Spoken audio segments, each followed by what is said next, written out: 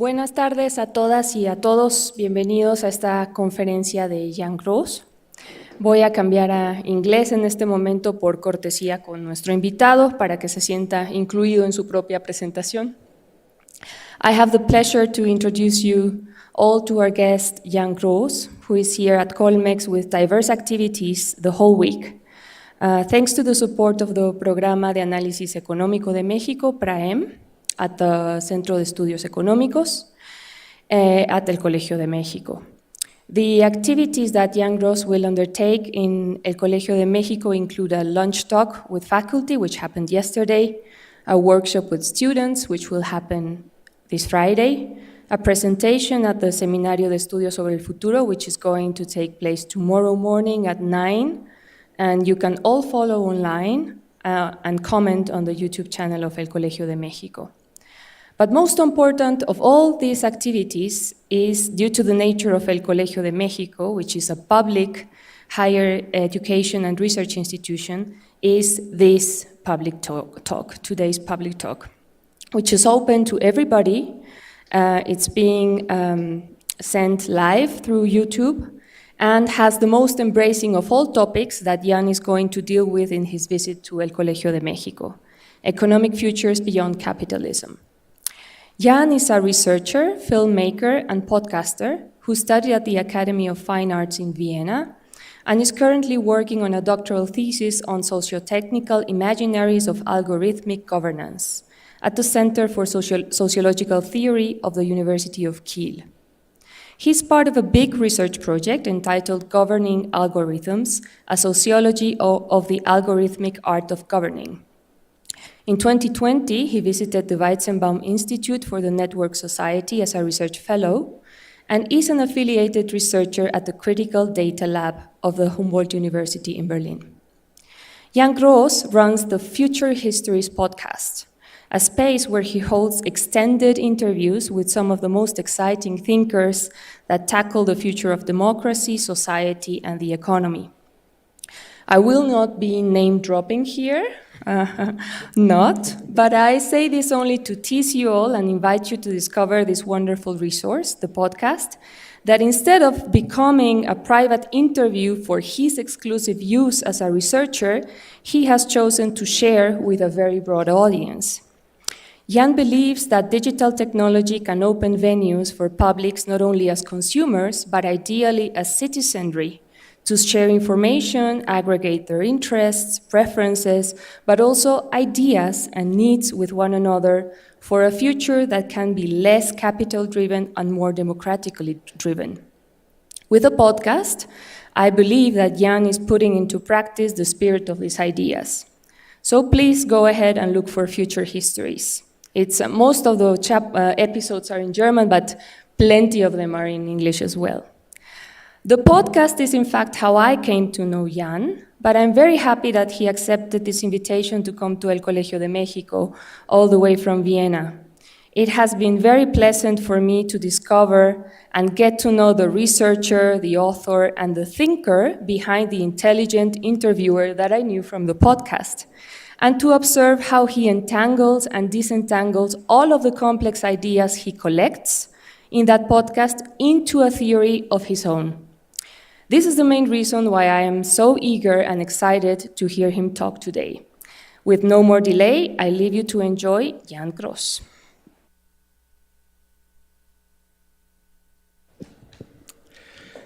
Well, thank you so much for the flowers, Luisi, and thank you, Luisi and Umberto, for being the wonderful hosts that you are. I'm absolutely excited to be here. Thank you all for being here as well and listening to this talk. You already heard these facts, I think, but it's always good to have the logo of the university shown once at least. It has already been mentioned that I run the podcast Future Histories, and I would like to add that Future Histories is a medium through which I conduct much of my research. It is a very dialogical form of investigation that I call podcasting as research method. And this research is very much engaged in thinking about alternative futures, specifically focusing on futures beyond capitalism. What you see here are the English episodes so far. So Luisi mentioned that she won't be name dropping. I will be. So I had the pleasure of talking to a huge variety of people. Among them, I talked to Silvia Federici about progress, reproduction, and commoning. I talked to Kohei Saito about degrowth communism, and I recorded many episodes with the people that I will be mentioned during this talk as well. So if you are interested in one of these models, for example, it's highly likely that I have an episode with them as well. So while I talk to people from all kinds of different fields, there is a theme that runs through many of the episodes, and that is an engagement with democratic economic planning. And the reason for this is that I believe it to be of crucial importance not to stop at criticism. If we want to bring about economic futures beyond capitalism, then we cannot just state we don't like capitalism, but we need to ask ourselves, what do we want instead, and how could it work in practical terms? And if we ask ourselves these questions, we quickly end up with democratic planning, since the structural problems that lie at the heart of the polycrisis of our time cannot be solved with the tool set of profit-driven market competition, but will have to involve some form of democratic planning in order to become solvable. This is why today's talk will focus on democratic planning as an important nucleus of economic futures beyond capitalism. Please see this above all as an invitation to join the debate. As I will hopefully make clear in my presentation, there are huge gaps within the debate around democratic economic planning that need to be addressed.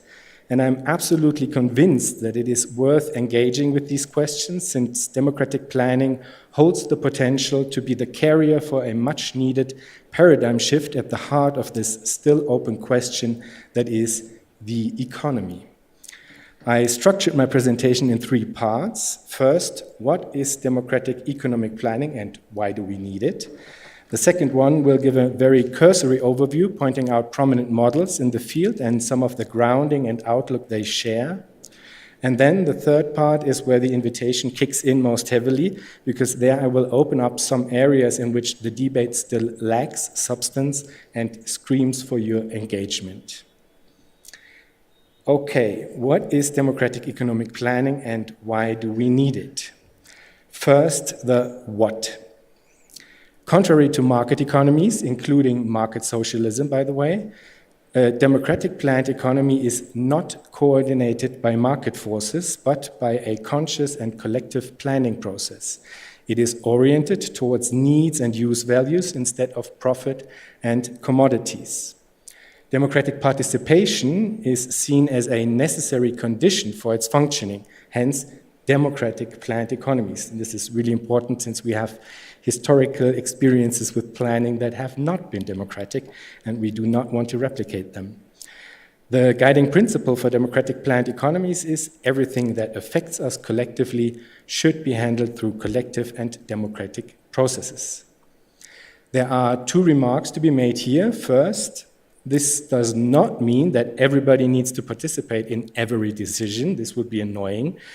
But it means that the way in which we organize these collective processes needs to be open to democratic participation and deliberation.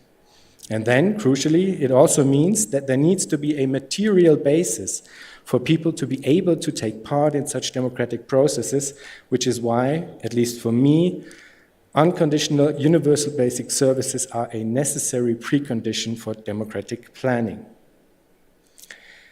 The orientation towards needs that I mentioned is already a huge argument for the why.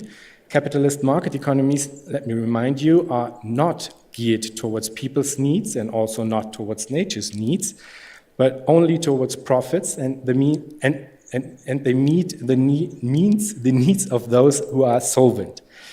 Since in capitalism, the mediation of economic activity takes place via markets and money, goods are not primarily produced to serve the needs of all in the form of use values, but instead they are primarily produced as commodities for the purpose of making a profit on the market. Another huge argument for the why of democratic economic planning is the climate crisis. The climate crisis is a global and collective problem that requires collective coordination and democratic planning to address it. The means of capitalist economies, chief among them market forces as an omnipresent mechanism of coordinating economic activities, stand in the way of this necessary coordination. And I would like to underscore a structural reason for why profit-driven market competition is incapable of effectively addressing collective problems such as the climate crisis, and how it instead creates unnecessary uncertainty for all of us. If we take a closer look at the specific way in which economic activity is organized under capitalism, a structural reason for the why of democratic planned economies comes into sight. In a market economy, the mediation between the individual actors takes place on the basis of separated private production through companies or individual actors, here depicted as circles. These companies indeed do plan under capitalism as well. Actually, they plan quite a lot, which is why the dichotomy of planning versus markets doesn't really hold up. And of course, they also have connections to each other, but these connections are based on profit-driven market competition, which is why, for the most part, these actors do not coordinate with each other for fear of losing their competitive advantage.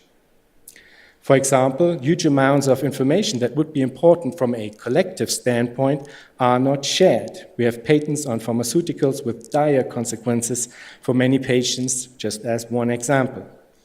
Information about what is needed, where, who produces what, information about helpful production techniques, and so on. All of this is not shared because the individual market participant hopes to gain a competitive advantage by withholding it. And so each small circle has its own internal plan through which it believes it can strive on the market, but the whole thing lacks collective coordination. And it is becoming increasingly clear that we simply can no longer afford this lack of collective coordination. The complex problems we face cannot be solved by means of capitalist market economies. We need a structural alternative, and this structural alternative is democratic economic planning.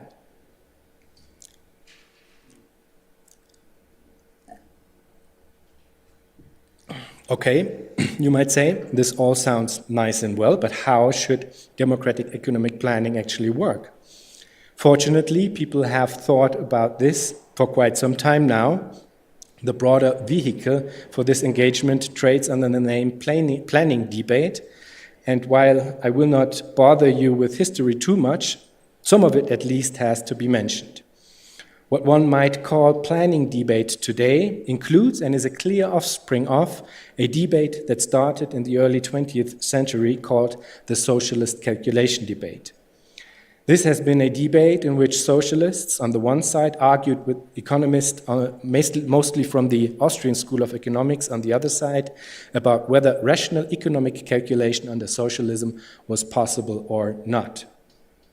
The starting point of the debate was Otto Neurath's proposal for a planned economy in kind, durch die Kriegswirtschaft zur Naturalwirtschaft, to which Ludwig von Mises, a prominent proponent of Austrian economics, replied that rational economic calculation required prices and markets for the means of production, but since the means of production were by definition socialized under socialism, Mises argued that socialists would only be groping in the dark when it came to economic calculation.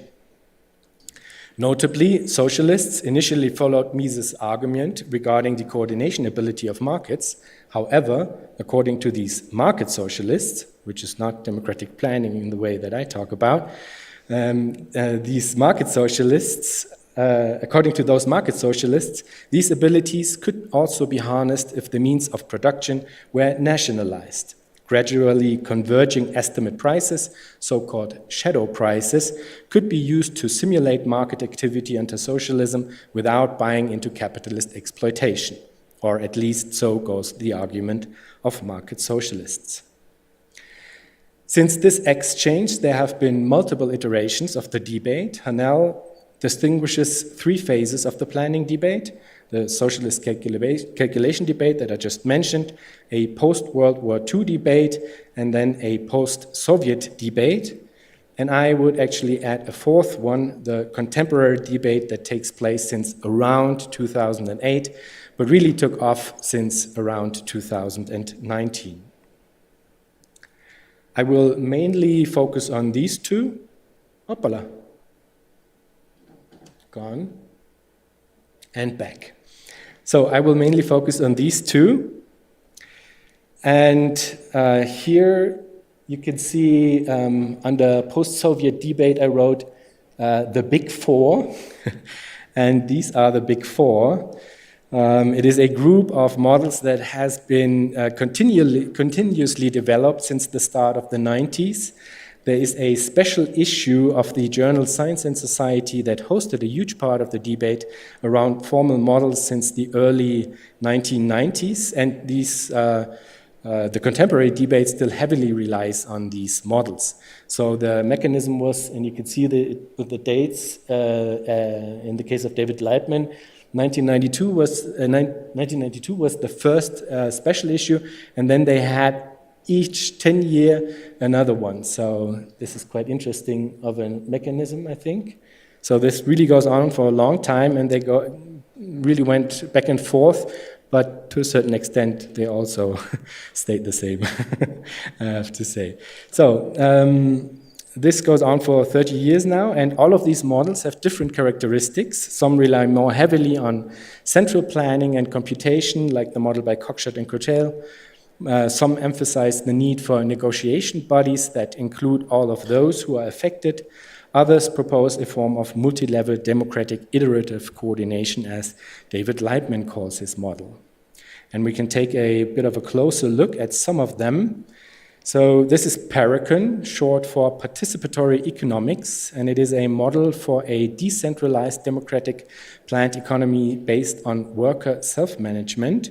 You can see in the diagram that is a very symmetrical model. You have worker councils and consumer councils, and their respective federations, and there is a so-called iteration facilitation board in the middle, here on the top, which announces indicative prices at the beginning of the yearly planning period, and based on these prices, the councils make their plans and send them back to the iteration facilitation board, which then uses this information to adjust the indicative prices and sends them back to the councils. So you will have multiple rounds of this until you end up with some form of equilibrium. So goes Paracon. As this striving forward equilibrium gives away, this is a model that relies on neoclassical economics, and the model is being criticized for relying on neoclassical economics and also criticized for a merely technical form of mediation. So there is a lack of political negotiation on a higher level of the model. Now, this model goes a very different way, negotiated coordination, the model developed by Pat Devine and later in collaboration with Fikret Adaman, decisively brings in a political layer. It is a model that was developed out of the reform socialist tradition, and in it, negotiation bodies play a huge role in mediating different interests. So it doesn't rely on parametric mediation like Paracon, but on a political mediation within these negotiation bodies. And while Paracon is very much decentralized, Devine and Adaman actually emphasized the need for central as well as decentral elements. This means you will have a planning commission that receives the information coming from the negotiation bodies that then formulate a plan. Actually, not one plan, but more plural plans. So there are different plan proposals, not just one. And these plan proposals then go to a chamber of interests, very much on the top here, and a representative assembly, which might then adapt elements of the plan and then decide over which general plan to pursue. These plans, has to be said, are macro frameworks that steer investment, and they are after being accepted, then disaggregated through, again, the negotiation bodies of different sectors. The different socialist enterprises then have a relatively high degree of autonomy when it comes to the final implementation, meaning that as long as it doesn't require larger changes in investment, they are free to choose their production methods. And this is important for Devine and Adermann, since it should allow the local knowledge to be incorporated into the planning process. So we already had a very decentralized model, Paracon, and one that emphasizes the need for central as well as decentral elements. And the model brought forward by Cockshott and Cottrell is a model for central planning, more specifically computerized central planning. And it is, I have to say, a very technocratic approach. And while the authors also engaged with the historical experience of socialist planning, they basically see nothing wrong with Soviet planning, but instead argue that it merely lacked computing power. I'm not a big fan of this approach, I have to say, but it is quite popular amongst a certain type of cohort. Unfortunately, I do not have a similar diagram for David Lightman's model, which is, I think, a good model. It tries to provide a synthesis of these different models and emphasizes the need for multi-layered iterative processes of coordination. So, while these models approach things very differently, in many ways, they also share some fundamental questions that they seek to solve. They ask, if socialism should be organized effectively along the lines of rational criteria, what then forms the basis of assessment for such rationality? How are needs assessed? Which needs do we regard as legitimate? How can local and individual needs be reconciled with needs and necessities on an overall societal level? How can local knowledge be sensibly integrated into the planning process? And finally, how can people be incentivized to take part? So the big four that I just showed you are representative of the third wave of the planning debate, and I mentioned that I'd argue that there is a fourth one, a contemporary one. And it was kicked off by a chapter in Frederick Jameson's book, Balances of the Dialectic, called Walmart as Utopia. This date over there, 2016, is a bit misleading. That's just a reuse within the Verso block. The book is actually from 2008. And in this chapter, Jameson first floats this idea that the huge amount of internal planning that takes place in private companies today shows that the productive forces of techno-capitalism are developed in a way that allows for non-market planning on a scale. This specific idea of Walmart as utopia has been taken up by Michal Rosworski and Leith Phillips in their 2019 book, People's Republic of Walmart, here in the middle, which was very influential at the time, since it is written in a popular tone and thoroughly makes the argument that planning is possible. Another highly influential work in 2019 is Yevgeny Morozov's Digital Socialism, the Calculation Debate in the Age of Big Data, in which he argues that the left should make use of digital infrastructures to devise new ways of social organization.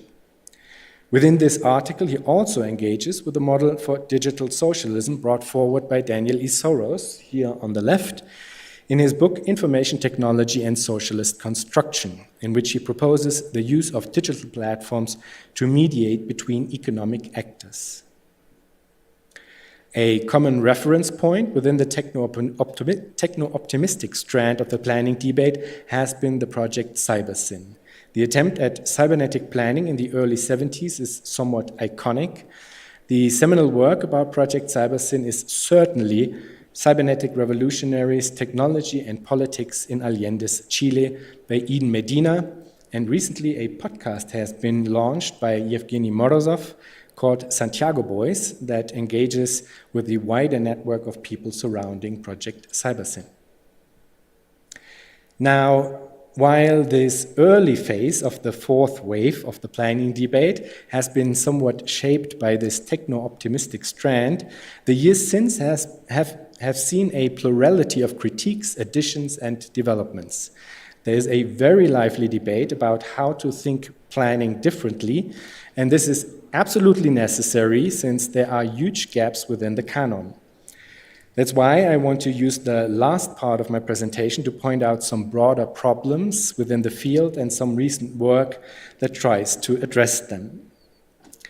There are a lot of open questions regarding what desirable democratic planned economies might look like, and there are huge blind spots, embarrassing blind spots, that the debate has carried along for way too long. Ecological issues, feminist perspectives, histories of South cooperation, the question of reparations, overcoming economistic thinking, going beyond the separation of production and reproduction, and much, much more will have to be worked on in a sensible manner in order to get to really convincing approaches of democratic planning. But luckily, there are more and more works that insist on addressing these blind spots, while at the same time insisting that democratic planning is an important part of bringing these aspects of our collective lives into the realm of negotiation. They are convinced that democratic planning is a carrier through which we can collectively organize the things that matter to us. All of the models I mentioned in the second part have been developed by white Western men, and that is nothing short of horrible. This is an extremely problematic aspect of the planning debate that is getting a little bit better in recent years. There's a growing number of feminist perspectives, for example, the work of Heide Lutosch, who has pointed towards the implicit subject positions that many of the models uncritically carry along. There is important work by Samia Mohammed, who has analyzed nature relations within Promethean conceptions of democratic planning.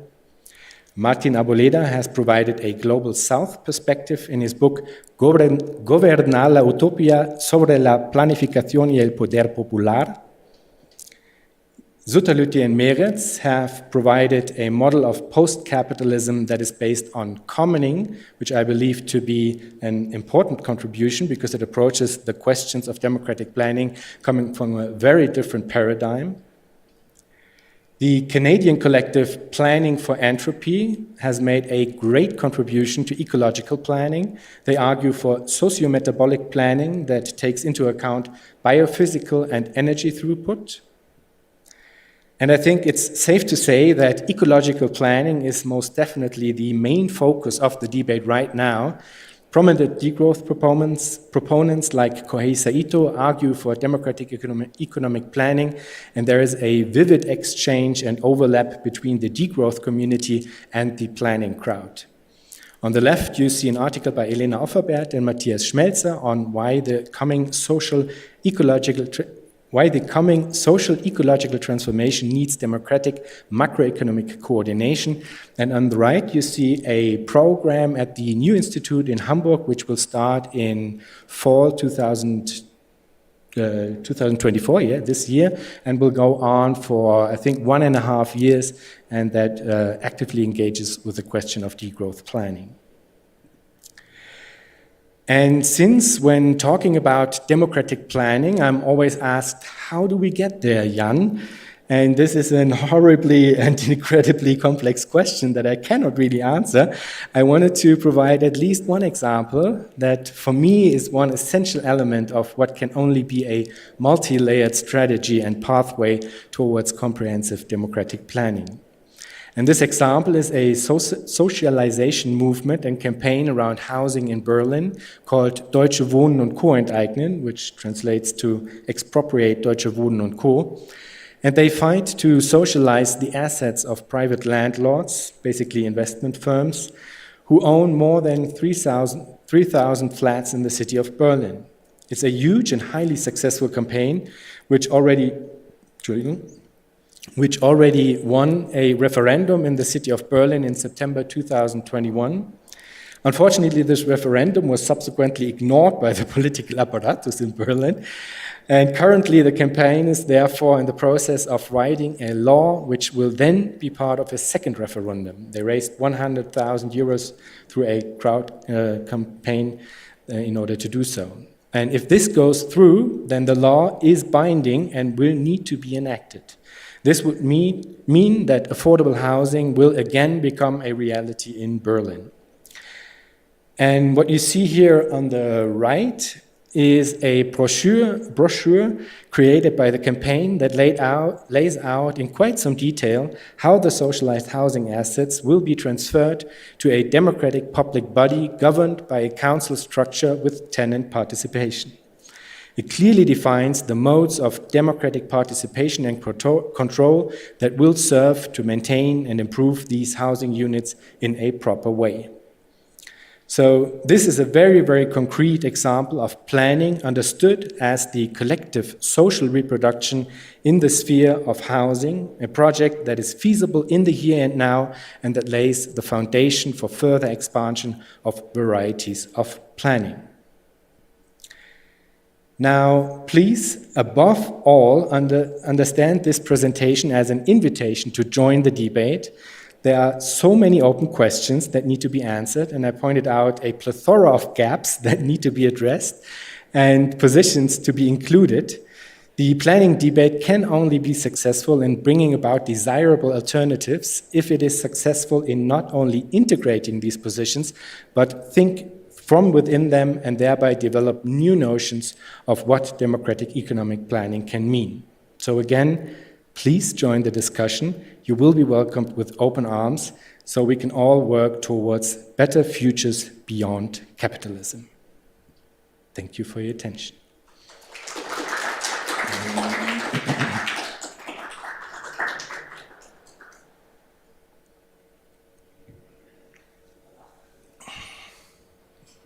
Hola, hola.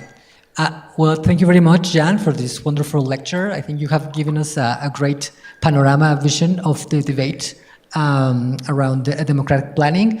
And so now I would like to ask the audience if you would like to contribute commentary or ask a question. Also, the people who are following us online can write their questions on the platform, and we can read them and read them aloud for Jan.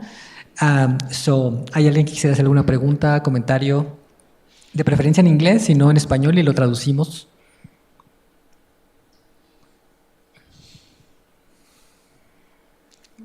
Bueno, I can ask the first question. Yes.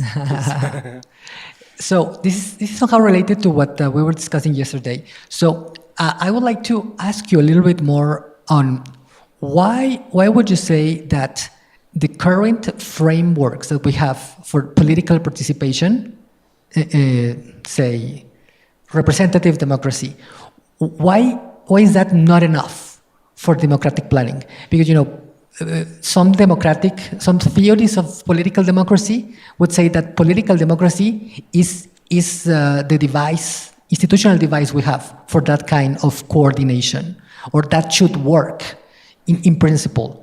But why is that not enough? It's obvious that it is not enough. But how would you put it? How would you respond to that question, or to that idea that political parties, elections, parliaments, why is that not enough for genuinely democratic coordination of society? So I think that would be my question. Or I don't know if I think Luisi or someone else. So should I just answer this one? I think we're going to get by groups. Maybe this will be the first question, and then we have another question.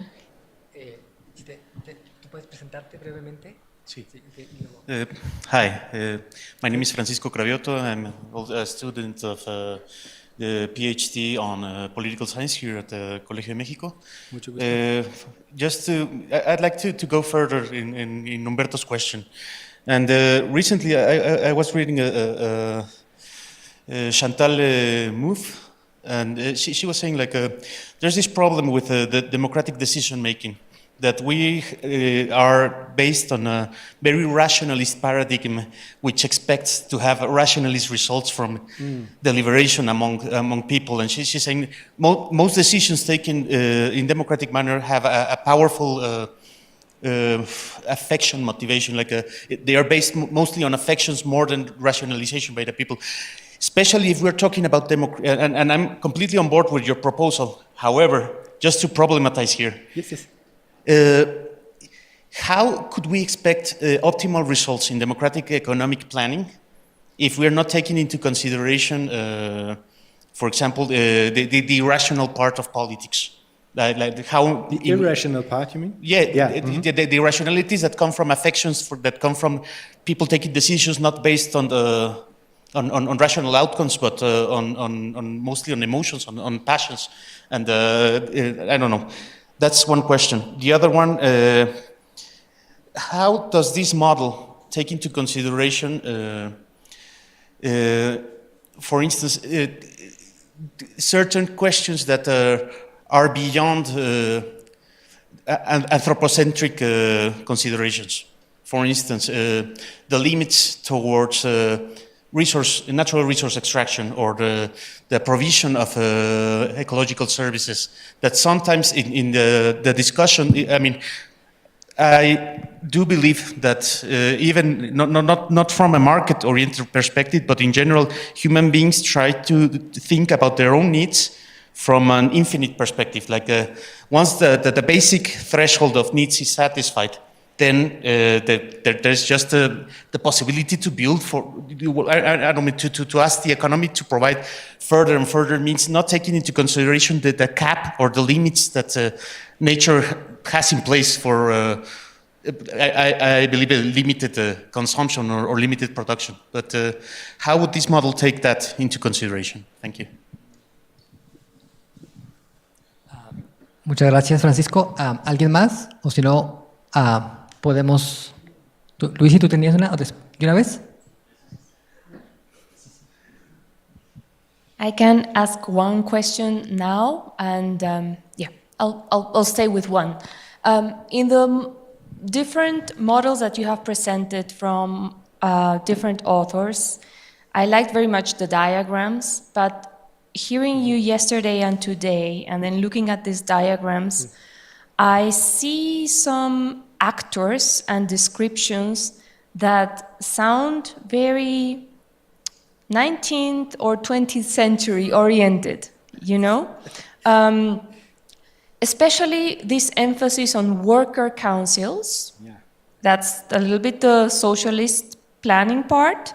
And then on the other hand, the household. That's the economist perspective that they try to address, to critique it, but they include it. What I'm missing, and I think that perhaps this is in the fourth model that you present, the more contemporary critical perspectives, what I'm missing is a really earnest and serious consideration of gender and reproductive labor, and how that should revamp our understanding of things, objects being produced, instead of people being produced and nurtured, you know? And I would like to hear from you, what is your take on this? Let's say it's not only a feminist challenge, but I would say it's a definition of production challenge, you know? Yeah. What is your take on this most contemporary question? Wonderful. Thank you for these great questions. Okay, Umberto. Okay, why is political democracy not enough? No. Well, I mean, it's kind of the whole point of the planning debate to argue that mere political democracy is not really democratic, because it excludes us from some of the most important decisions that are being made within society. And these decisions are made within what is called the economic sphere. And the demos, however you might define it, is not taking part in these decisions. I mean, that's one of the main points of critiques, that we have market forces in place that do make these decisions over the heads of the demos. So it kind of is a precondition to say that mere political democracy is kind of not enough, because it won't be able to provide us with the mechanisms that are able to change the underlying logics. But the underlying logics need to be changed. Yesterday we had the discussion, and one person said, well, we have these COP decisions, and everybody says they will do this and that, and then nothing happens. And there are reasons why nothing happens. And we need to change the underlying logic in order to make things change. And this will have to include a democratization of the economy as such. And it won't do with mere political participation. Or political participation will need to extend to the economic sphere. And then the question regarding rationalist and irrational passions in democratic decision-making. Well, I guess two lanes. Like the first one would be, I'm not so sure if that's totally true, because there are examples for participatory budgeting where when people were able to decide over how public funding should be spent, they actually made really good decisions when it comes to like the expanding of public transport, because they realized that individual transportation would be more costly for themselves, and the expansion of public transport would be a benefit for themselves, and so they decided to channel more funding into the expansion of public transport. So I'm not sure if you really go into specific cases that this is really the case. And then the second lane would be that the context matters. So if we have a situation in which people are under constant pressure, for example, through precarious working conditions, a general precarity in their lives, and they have a constant fear of not having a living, not having a roof over their top and stuff like that, then I'm absolutely sure that the democratic process will lead to a very irrational outcome, and it is being used in this way. So I think it's not possible to say that people like generally act irrational in democratic processes, but they will have to be provided with contexts that allow them to take part in a more productive way. That's why I, in the beginning, said democratic planning will need to have a material basis that allows people to take part. And for me, this means an initial generosity that will bring security into their lives. And only on the basis of this generalized security, these democratic processes can take place. And this is something different to the way that like politics is being played right now. Because now people live under constant pressure, they get put fear into their heads that things will get worse if this and that, and then it shows in their voting. So it cannot be detached from the context, I would argue. But I would be interested, I will come to you later and ask you about the shut down move comments, because this is interesting, of course. And then the second part was how, at least I understood it as a form of asking, how can we think democratic planning beyond mere anthropocentrism? And this is a really good question and an essential question to ask, I think. And there are different answers within the debate. The book by Samia Mohammed, for example, she really does a good job in picking apart these Promethean modernist perspectives within democratic planning specifically in relation to this question. And again, there's no easy answer to that. I mean, one part is that only some form of democratic planning brings this question into the realm of negotiation. Right now, we cannot really, we can talk about it, of course, but we do not really have a way of changing this relation towards nature. And only some form of democratic control or democratic planning, in this case, will make it possible to find ways of relating differently. And how this can be brought about is a really complex and difficult question that I cannot answer in full. But again, here I'm always on the side of a first step of generosity. And if people have securities in their life and certain notions of freedom that come from this security as well, this is the ground upon which different forms of relating can be brought about. And this will need time, sure, but also there's no way around it, I would say. But also it's, I think, this specifically is a point where there's much to learn from different ways of reproduction that are already being enacted within the world and that are very much outside of the very still economistic framework that these models that I showed you are placed within.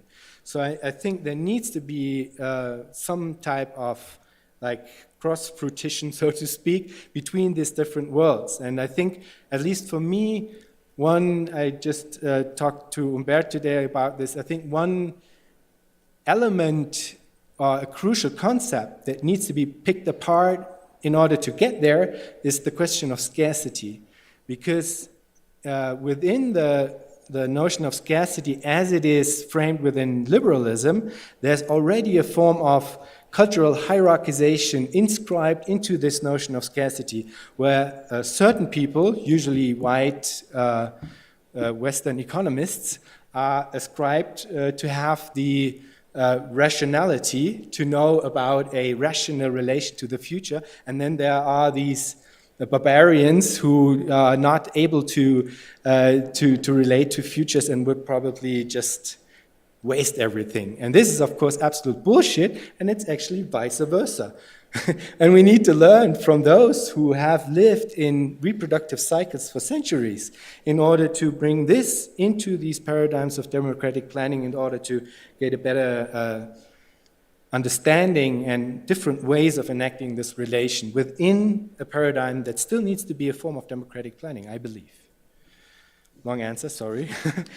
And then, yes, Luisi. Well, what can I say? I absolutely agree.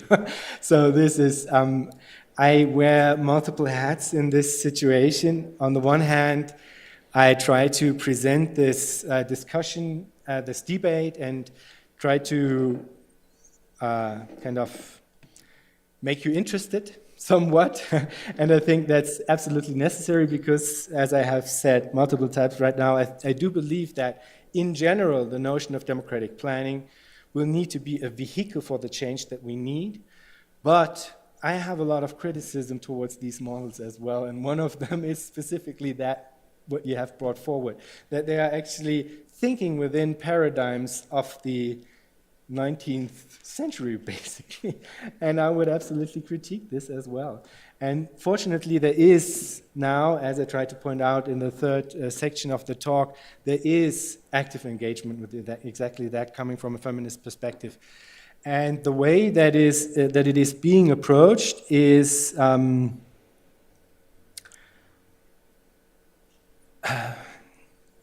I mean, these are just phrases, actually. I mean, people argue that we need to think planning from within a paradigm of reproduction and reproductive work, it's still called sometimes. There are even those who argue for a form of accounting when it comes to reproductive labor.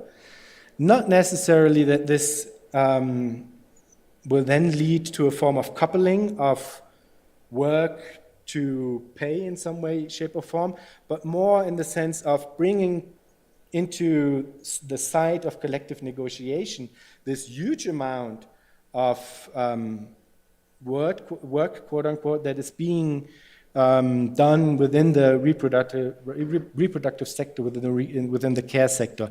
And there are numbers like 64% are actually care work that is not all of it. I think it's 64% is care work, and only 8% of this work is being remunerated. So people argue that this needs to be brought into sight, and one vehicle to do so would be to start with actually counting the time that is being put in. So Heide Lutesch, for example, she has a chapter in the book that I co-edited, and she goes like, okay, well, if you have a baby, you need to be like 12 hours with it. 4 of them, you might do stuff otherwise, so this only counts half. So she really has goes in detail through how much work is actually being done within the care sector, and is trying to show that we need to think of models or ways of including this work into the thinking of around democratic planning. So luckily there's some movement in this direction. So we have a couple of comments and questions online. So I will read it to you. Nice. There's a question. So first what you have, Ejival says hello and greetings. But we have a question from Frau McCoyle. She says, I have a question. Studying and considering ways in which the future can develop often leads one down into a spiral of pessimism. Oh, really? If you have experiences, how do you get over and move into action? Yes, well, it doesn't for me. It's actually the opposite. If I wouldn't think about how to do it differently, I would be totally depressed. So this makes me absolutely joyful. So I end my podcast actually with the question, if you think about the future, what makes you joyful? Many people have to say, whoa, nothing makes me joyful. But for me, it totally makes me joyful to have the possibility to think about how things could be different. So this is very energizing for me. And if I did not have this, then things would be really bleak, I have to say. So this gives me energy and anything but pessimism. Ok, ¿alguien más quisiera hacer una pregunta, comentario? Sí, Mariana, Emilia, si pueden presentarse brevemente y luego ya hacer la pregunta. Hola. Hi. Well, I'm a student at the International Relations bachelorette degree. I don't know how to say it. So my question is, can we do this now, like this democratic economic planning? Like, are we suited for it as a society? Because I was thinking that maybe we need a more like conscious society on certain issues to make this type of new models work. Especially I think it from like women's rights perspective, because I was listening the other day the Future Histories podcast with Elisa Loncon, I think it was, and she said that any new model or structure that we imagine, if it doesn't take into consideration like the disadvantage that women or indigenous groups face today, is still a colonialist structure. So for me, I think that society, like global society, has incurred in a historic debt towards women that is still very present today. Like we see like women taking care of the majority of work in the household, like a really sexually divided economy, or like women being still seen as objects and being sold like in transnational networks. So all of that worries me. And so I want to ask you, how does this model deal with social problems as like women's discriminations, misogyny, like patriarchal order that precede capitalism and are at play at every social relationship? Like that will be my question. I don't know. Did you understood me? Like Yes, okay, yes, thank you. absolutely, yes. Yeah, well, I mean, the first part of the question was more or less asking, can we do it now, or are we ready as a society or as a global populace to go down this path? And I would say that all of what you just mentioned is an argument for why we indeed should pursue this, because within the structures that we do have right now, it's extremely complicated, actually not really possible to address these absolutely fundamental questions that you raised, because the structures that we are in right now are incentivized to reproduce these elements, because they kind of gain from it, you know? they have an interest in not changing all of these things that you just stated. So in that sense, I think it's not that we would have to think about it as if we would need to be in a certain stage, and only then we can go on and proceed in this direction, but it's actually the opposite. It's because the situation is as dire as it is, we absolutely need to take steps towards this direction in order to make these problems solvable, because they are not solvable within the current structures. So that's actually the argument, I would say. Hello, my name is Emilia. I am also from the International Relations Bachelor here at Colegio de Mexico.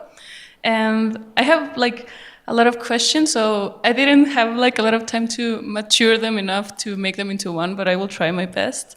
I'm thinking about the degrowth movement, and I feel like I'm thinking about climate change also, like degrowth and climate change. And what I am thinking is that today, the projects that are on board today for climate change do not require the kind of moderation of production that, for example, I'm sorry, I forgot the word, the diagrams that you showed require. So I'm thinking a lot about maybe the national determined contributions of a lot of Middle Eastern countries that extract fossil fuels. Most of these national determined contributions do not expect a moderation in production, but do expect, for example, technologies like carbon capture, or technologies like desalination of water. Or, I mean, they do not have a scarcity mindset, and they do not have a mindset of degrowth, right? They think about keep going with the production and just engage with new technology just to make it possible. So I am thinking this is happening right now, today. Those are the projects that are happening right now. So how can we make the degrowth movement maybe more attractive, or maybe more feasible for today's production? And yeah, that's kind of my question. Thank you. Mm-hmm, mm-hmm. Yes. Well, I would say that there are two pillars. Actually, you need to make an offer that is attractive.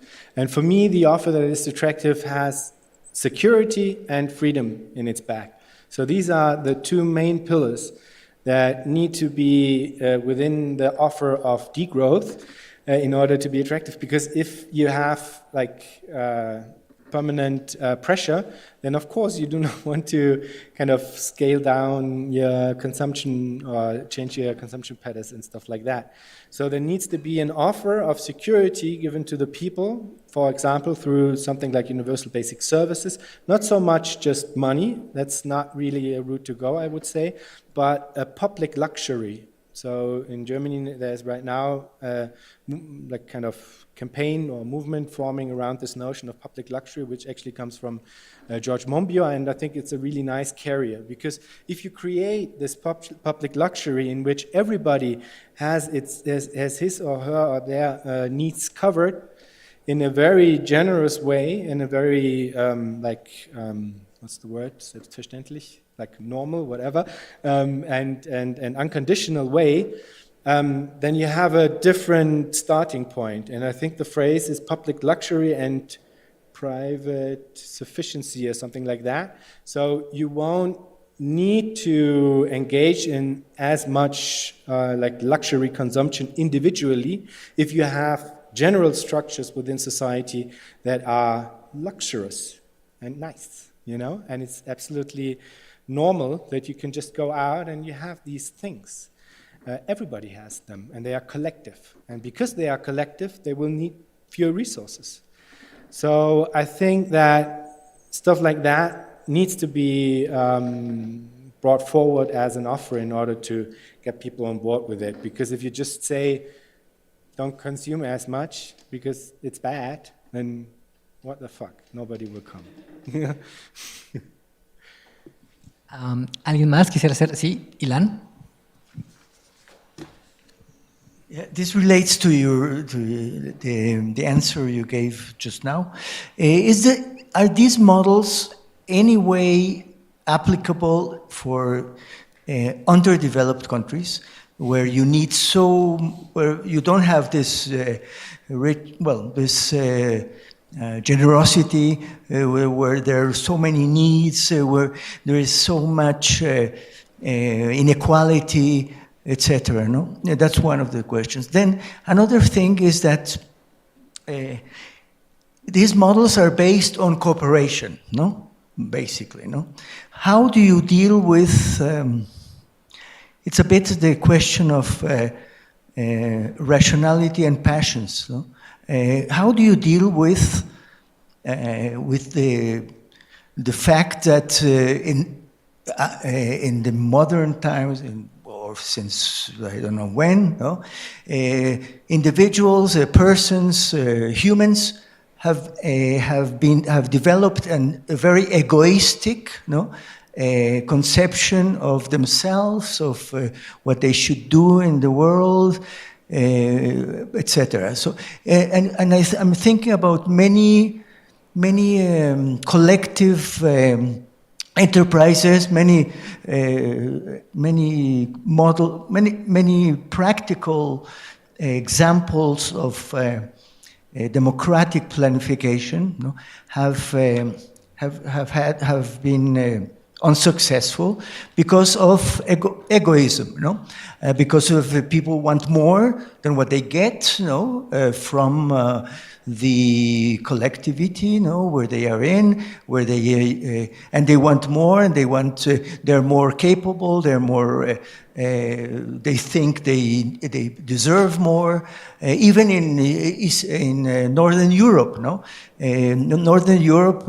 20 years ago, 30 years ago, people thought, I'm very happy paying 50%, 60% of my of taxes, no, because I get so much from society. But little by little, this idea of why should I be paying for others, no, has developed and has advanced, and now more and more. Well, that's why neoliberalism or liberalism has been able to become more and more present in Northern Europe, and people are much more against this idea of paying taxes, or in other collective. That's why, for example, I don't know, talking about the kibbutz, no, they have almost disappeared in Israel. No? Why have they disappeared? Because people thought, I don't want to do all this work for others, no? And I'm going out into the market, and I will be more successful. And I want to choose my house, and I want to choose what I do with my money, and I don't want to do all this work. I don't want to rotate my I don't want to clean. I don't want to work in the countryside. I just want to do. I want to be a lawyer, etc. No, so well, these kind of things come out in the practical collective dynamics. No, so what happens? How do you impose, or how do you convince people to cooperate? No? That was a bit your last question. No? How do you make people participate in democratic planning? No? Yes, thank you.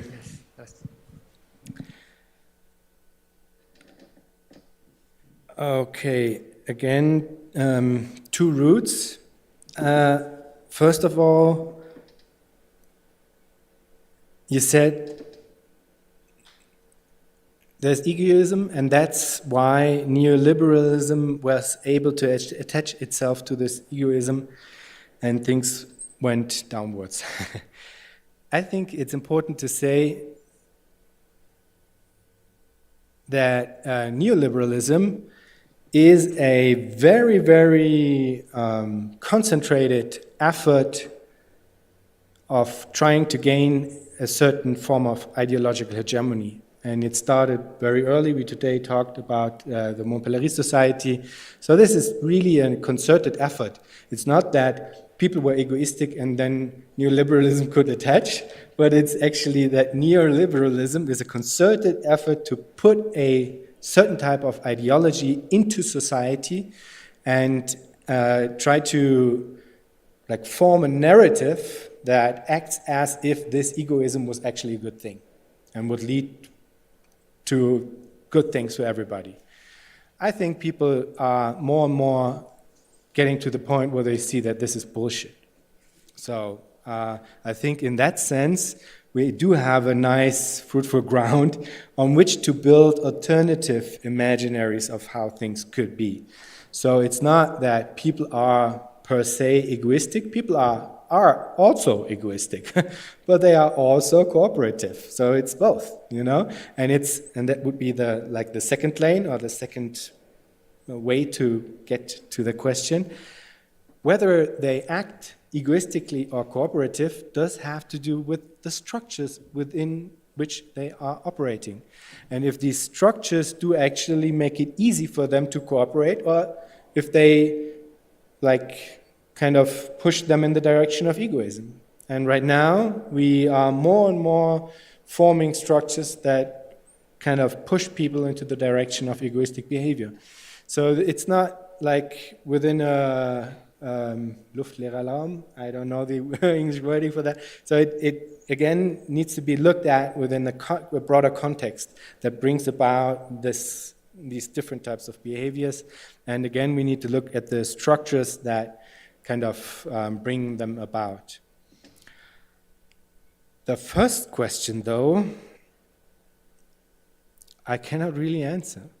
So these models, they mostly operate within frameworks of national states, which is also problematic.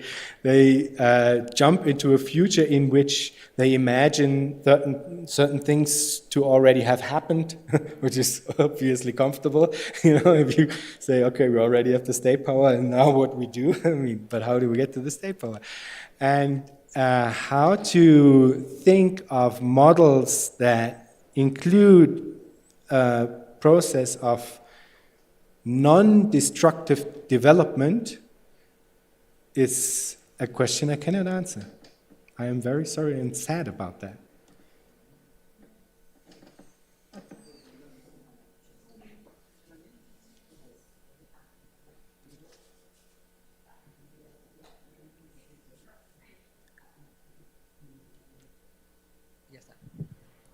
Hello, my name is Aritmetica.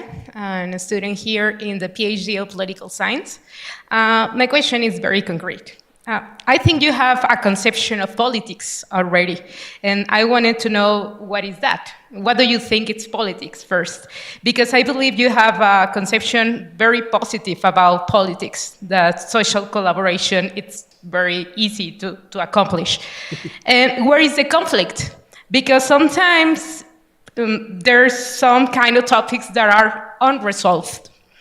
Yes. Second, where is the power, political and economic? Because I'm afraid about the interference of economic and political elites and corporations.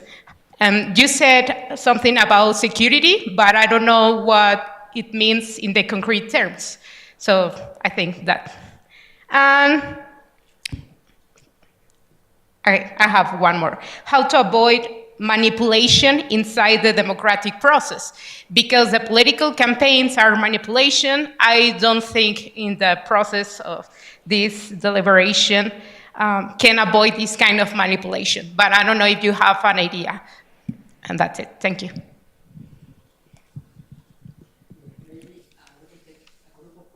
Mm-hmm. Gracias.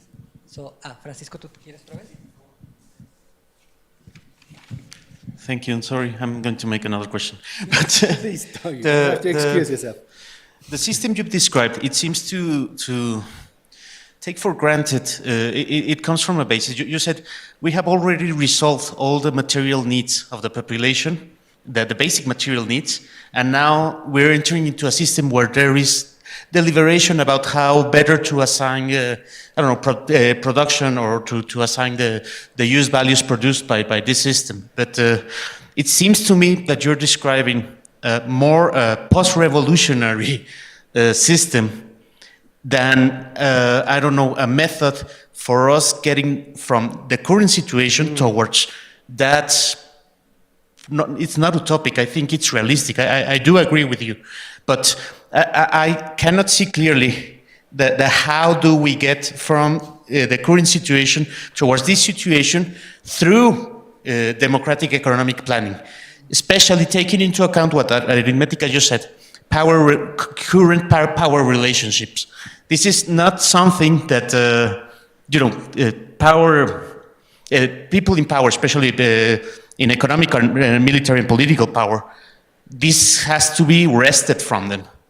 And I don't believe that, exactly, to get ourselves to a situation where you cannot, if you resolve certain social conflicts, for instance, in societies where there are certain profound cleavages like poverty, like the inclusion of certain members of society where you pit them against the other members of society, while the interests of the elite are beholden. I think that for this system to work, these conflicts must be resolved first before entering the.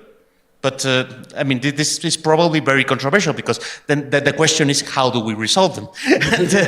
and the Marxists have given an answer, but I don't think that answer is, at least, for instance, it calls for a dictatorship of the proletariat to get us through this phase. But I don't think that, at least what you have just presented, this model that does not agree with that position. So if we do not agree with that position, then how do we get from the current place we are at to this place where this model can work? And I think, Luisi, you said you wanted to ask another question. Okay. Yes, I gathered now the courage to ask the real question I have wanted to ask you for a long time. I'm afraid. Yes, but first of all, I would like to make a small remark. Listening to Aritmetica, to Francisco, to Ilan, I think what I hear in these voices and what you perhaps would need to understand is the despair that comes from a reality that surrounds us in Mexico that is, marred with inequalities and a very savage struggle for power. So for us, naturally, these models feel so far away because we haven't found a way to even coexist in peace. That's the situation. And I'm thinking, all this questioning of Jan, so yes, but how do we see this? And I'm thinking, well, Jan actually lives in one of the most livable cities in the world. The most. Yeah, yes. Where some of these experiments took place, if I am correct, in the early 20th century of how to make a city livable through some planning, social planning. And this is one of the cities that has the most offer of housing, social housing, and this is ongoing. So 100 years later, people are reckoning what they did in the early 20th century had this long shadow over the future. And we should go back to those practices and plan even more social housing. So that to me is very inspiring, that you live in one of the places that shows that these things are possible. But these things are possible in other places as well. We just don't see them in the rankings that Vienna, occupies with number one. So this can happen. And one of the other examples that I will close my not so brief participation with is related to the topic that I deal with. And it feels very far from what you research, but I'm interested in your research because in the field that I work on, which is comparative migration policies, it has a normative side too. And in that normative literature, I would side with those that call themselves luck egalitarians. And these people, luck like lucky, like Glück, luck egalitarians. And these people believe that there's no reason why you should restrict the demos to the nation state and close your borders to migrants because people do not choose where they are born and they haven't earned it, right? So it was a matter of luck where they were born, and this should enable them to also, in the scope of liberty, of freedom, to choose where to live. And this is a strong argument to open borders, And it's a strong questioning of theories like Rawls, for example, that thought of principles that, in ideal theory, would provide for some redistribution, under the veil of ignorance. But he still thought about it in the scope of a closed nation state. So how to apply this globally? This is the big inspiration that I have to study migration policies, which is a field of policy that is savagely capitalistic and neoliberal. I could tell you most countries, if not all, now there are a few exceptions, but most countries design their migration policies to pick the best and the brightest according to skills and income level. And doors are open only to people from very rich countries, And so this is the big questioning that I have for all these models. Do they presuppose closed societies, or where does the freedom to move and to choose where to belong feature in this kind of models? And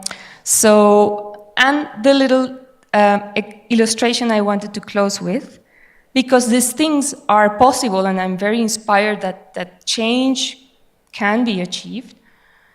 There is an example of probably some of the weakest migrants you could think of in Asia, female domestic workers, migrant domestic workers, who have organized transnationally.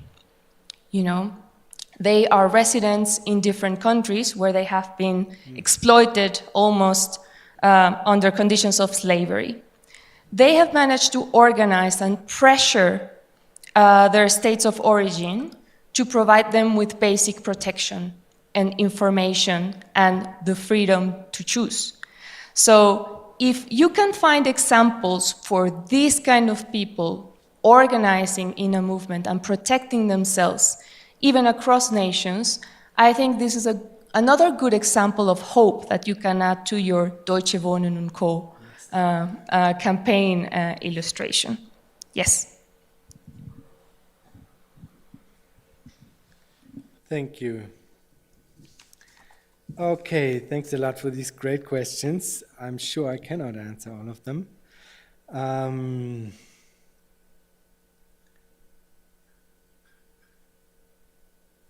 So who asked the first question? Okay, I remember. So where's the conflict? What is political theory, underlying political theory? Where's the power? How can the security be brought about?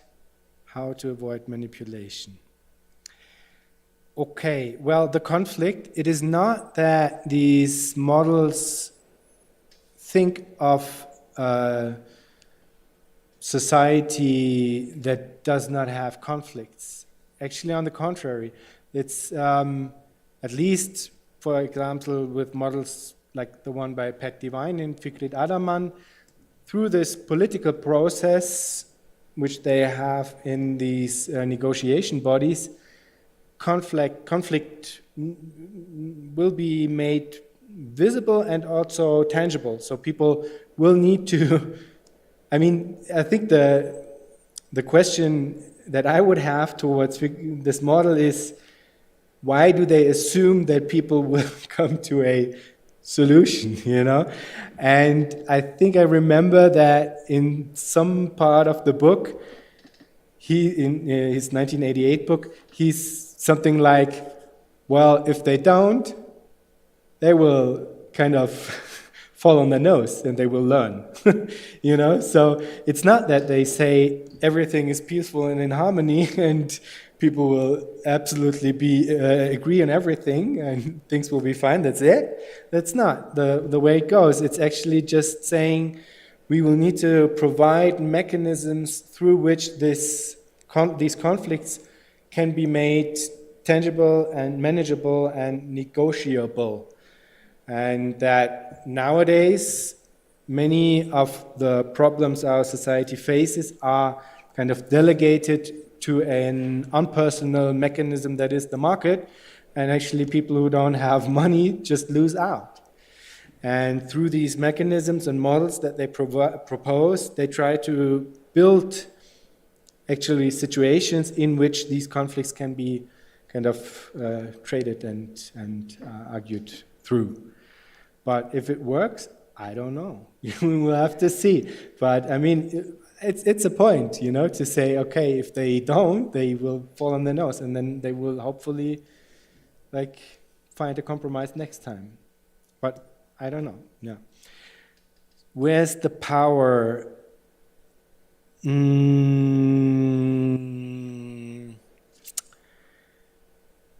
It depends on what you're talking about, because I think, and this came through in some of the questions, it really depends if we're talking about a process of transformation in which the powers that be right now do have control, are acting upon their powers, or if we switch into these models where we have certain political institutions. And this kind of differs from model to model. So there are Republican socialist models of democratic planning, and there you will have certain schemes of checks and balances that come with republicanism, where they try to address this question of power through mechanisms of checks and balances. So it's not that there are, in none of these models, except maybe for Cockshot and Crittrell, but I'm being a bit nasty here. In none of these models, people try to actively bring about a class of technocrats that will just decide over what goes where. Actually, it's the contrary.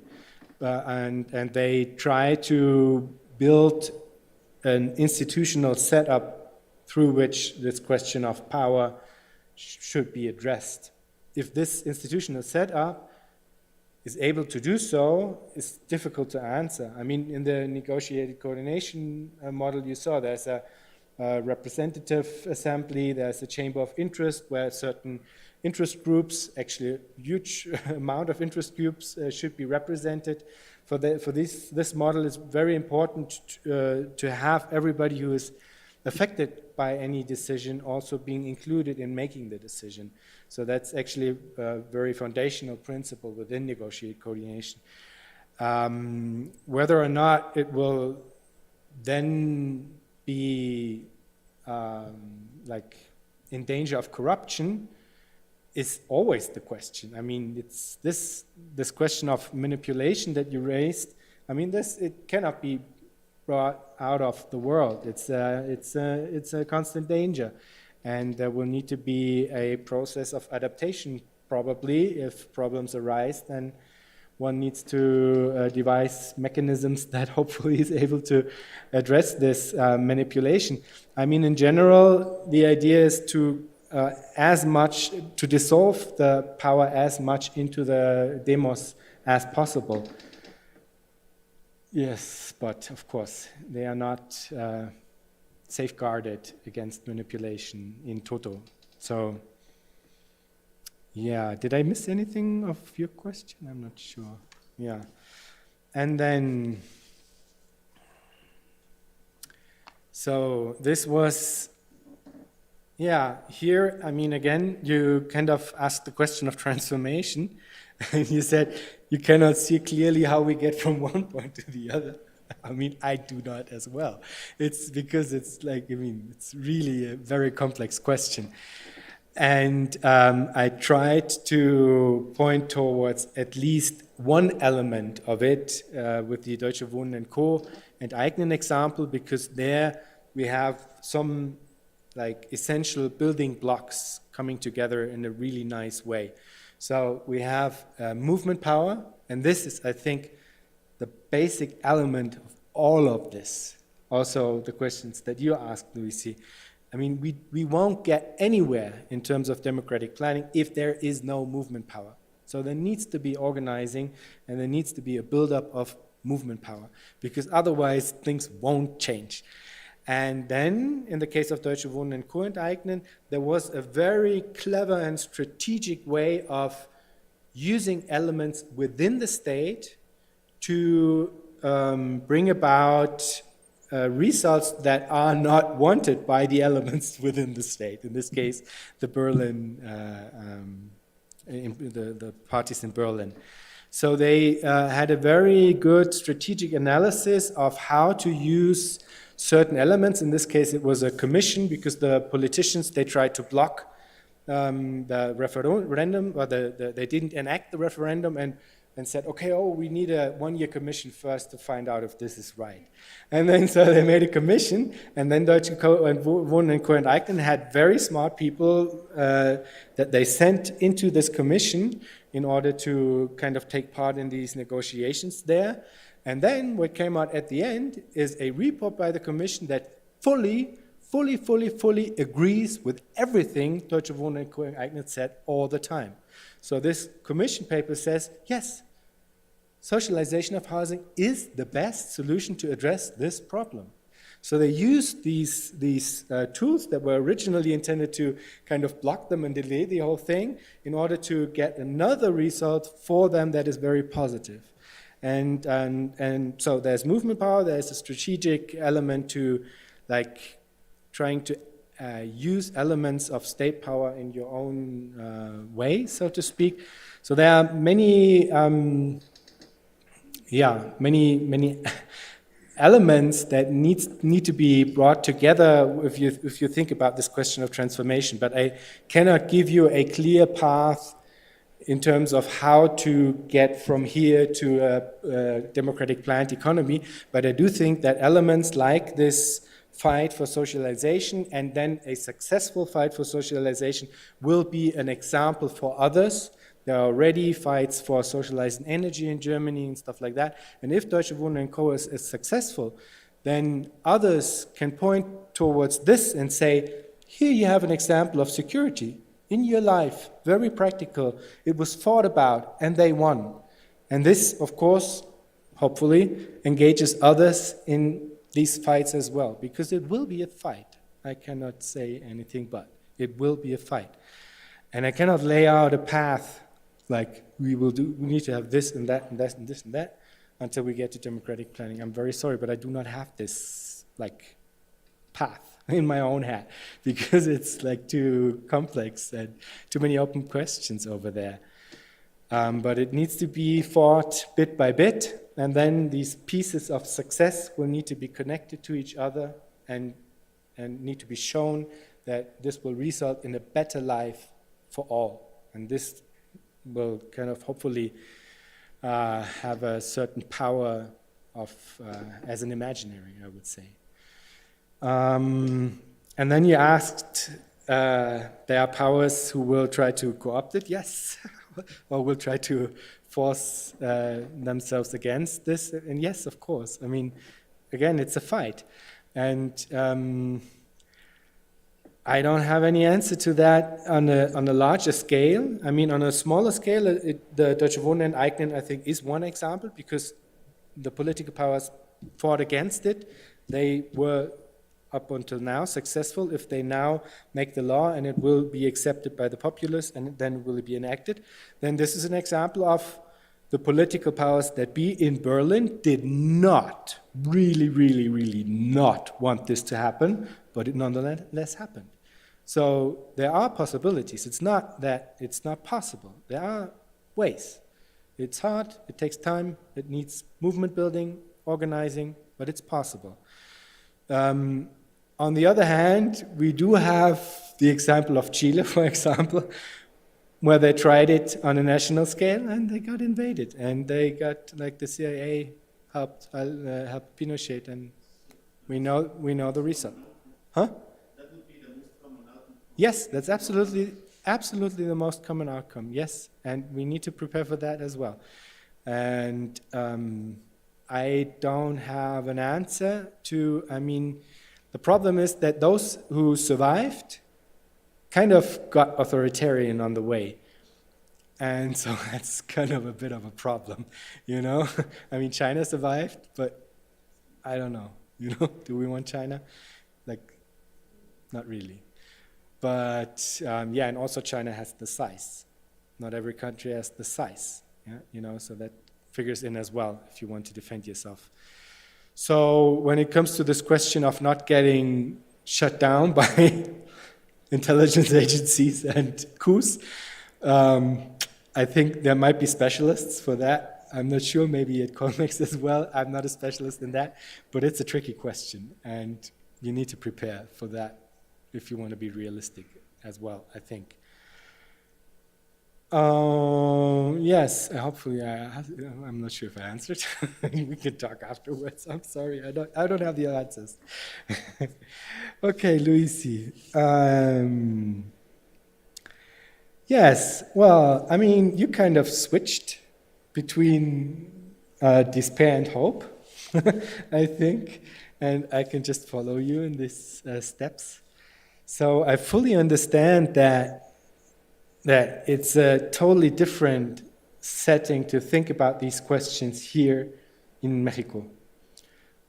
That's why I'm absolutely happy to be here, because it's totally necessary to have this exchange.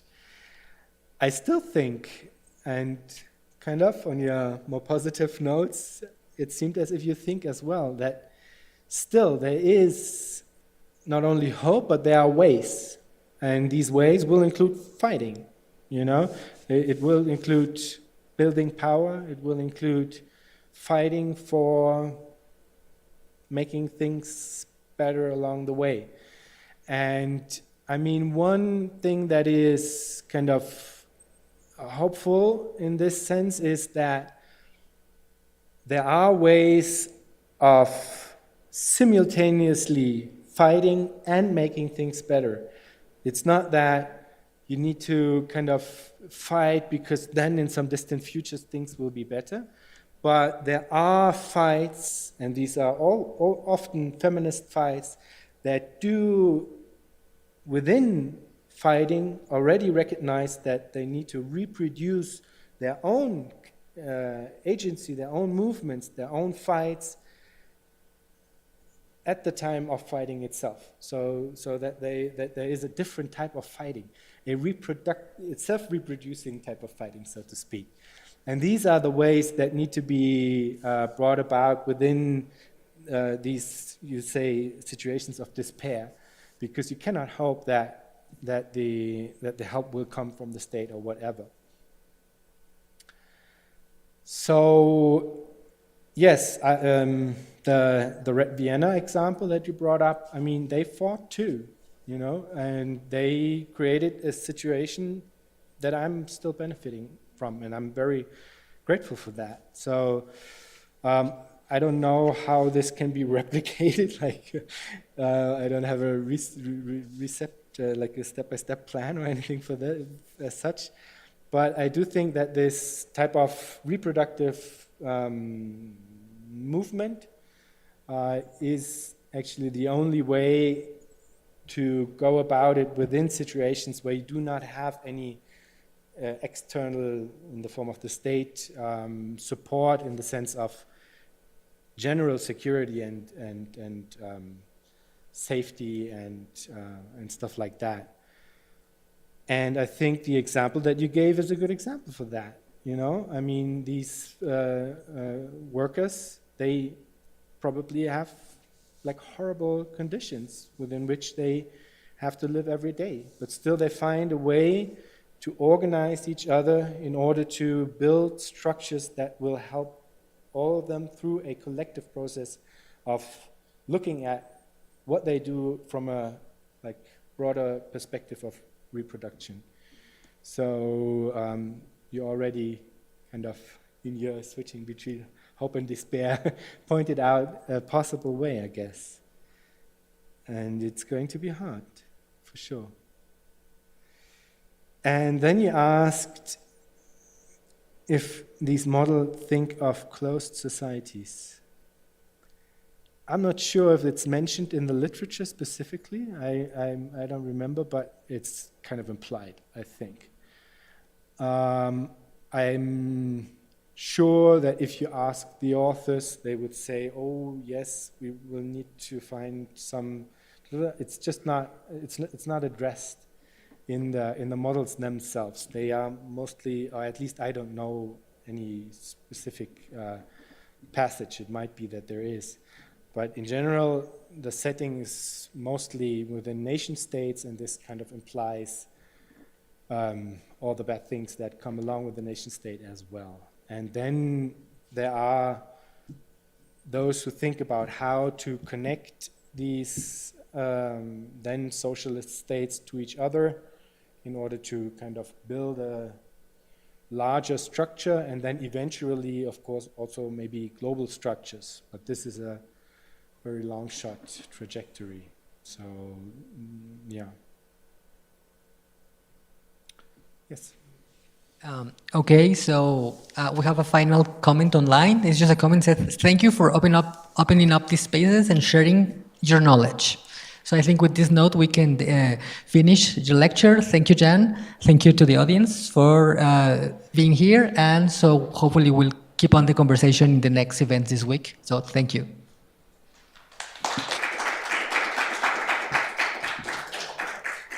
Thank you for the great questions, and thank you for being here.